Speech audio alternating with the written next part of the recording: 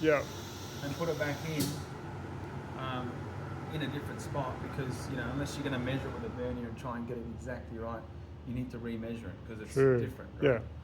So Same with your workpiece. as soon as anything changes, you need to reset so it knows what's what. So with this program, we need to tell the machine where that part is situated. So you go to edit. Okay, and so that we're going to use that one rectangular block, okay? Yeah. So if you hit enter. So just so I know how to get there from the beginning. Yep. So just go cursor back. Yep. So we're here. Go back. We go to edit. We're in edit. Yep. Cursor across to VPS. Across to VPS. Yep. And you would go down into that. Down. Now just cursor key back one more time. Just yep. So that's your first page of edit, right? So this is the first page. You want to get VPS. Into work offsets. Yep. Then you're going across because it's a directory. Yep. And then you're going down and looking rectangular for block. Because it's a rectangular block. You want rectangular block. And you can hit enter, yep. And then hit enter. Okay, so we've got to fill this page in, right? So if you're not using G54, you need to type it in now, like 55 or 56, whatever. But we are going to leave it on 54. Okay. This one here actually lets you jog it to the position without leaving this page, right? So to jog the machine, normally you go hand jog, okay? True. But what happens there, we've left that page. So what they did in the software was, if you press the axis letter key, then handle jog, it'll open up this. So watch this. So if I go Z, not your jog key, but Z on the keypad, then handle jog, okay, it'll open up a new box here, right? Now it allows you to jog the machine within that page, okay? Okay, now you can select the different axes here, right? X, okay. So you would wind this probe now to the center.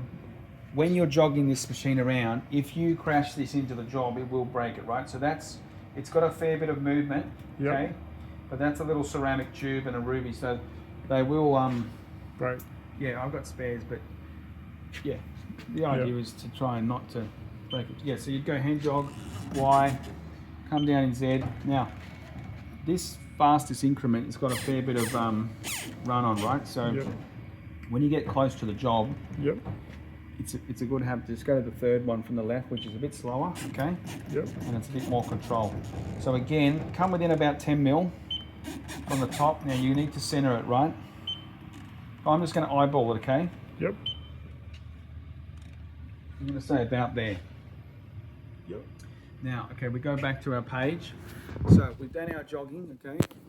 Now, do we want to probe the Z? We can, right? But I will show you how to do it separately anyway. We'll say wiper yes. Enter. Okay. When we're probing the Z surface, enter the incremental distance, okay? So we can say minus 10, we could say minus 20, we could say minus 50, but if we said minus 200, it will say over travel, because it can't, the machine will run out of travel, right? True, yeah. So this will stop when it finds the surface, okay? Okay. If we said minus 2, it'll probably still hit it, because it sort of goes a bit further than it should, but might not. Yeah, so always give it more than what the gap is, but not too much. So, and over in this column, they've always got a range.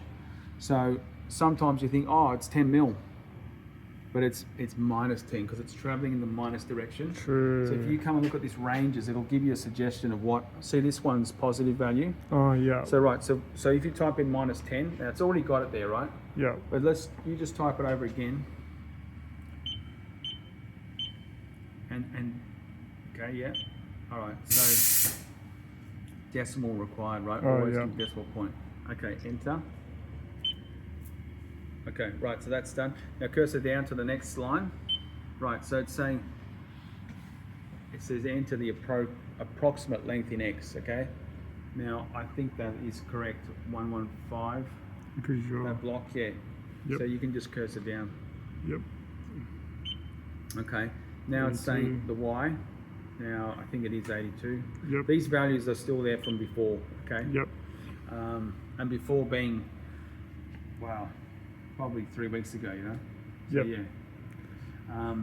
So I and J's turning. Okay, so Z, the next one is Z. Yep. So it's saying how far, when it's going to do its probing, how far down from the top surface do you want to come? Oh, if this right. block had a gigantic chamfer, Yep. we'll say it looked like that one. Yeah. It's Okay. got these things in the way. In theory, Mm. if this wasn't there, you could still come down -1 because it'll find the center of, if they're both equal, Oh, these are right. both equal, right? Yep. But if, assuming they weren't, you'd want to come down till there's a face that it's, you know, Flat on, yeah. yeah. So we could say again -10. It's just we've got plenty of room. We're not going to hit anything, right? Yep. So yeah, you could say -10. So we've all got -10 there. Yep. Now the last two, the I and the J, if you cursor down to them, they're just amount to shift. So what this cycle will do, it'll probe the 4 sides, and then it'll set the work offset in the dead center of that block, right? But if you decide I want to shift that off a bit, you know, but you generally don't, right? It's just, if it's a circle, it makes sense to put the work offset in the middle. If it's a boss, same thing. If it's a block, you know what I mean? So okay. if your program was drawn and programmed off center, well then you can match it up here. So if you had like that. Yeah, if your work offset was set over here in your program, Yeah. Okay. you can shift it. But All right. otherwise, you leave it at 0, okay, Yeah. and you don't fill anything else in. All right. So now that that's all filled in, we can close the door and hit cycle start. Yep. Okay. Okay, there you go. And it's going to give you that message install it. Okay. So that's done the Z. Okay. Right, so it's moved across. Okay, it's done the X. So Yeah, it's gonna do the aggressive work, compared to the CMM machine. Yeah. Bang, bang, bang. Okay, that's it done. So that's now what it's done is it for this 54. So it's updated these 3 values. Okay. Right. Now the Y may not have changed much because we haven't moved the bias, we haven't moved the jaws. So in theory that wouldn't have changed much at all.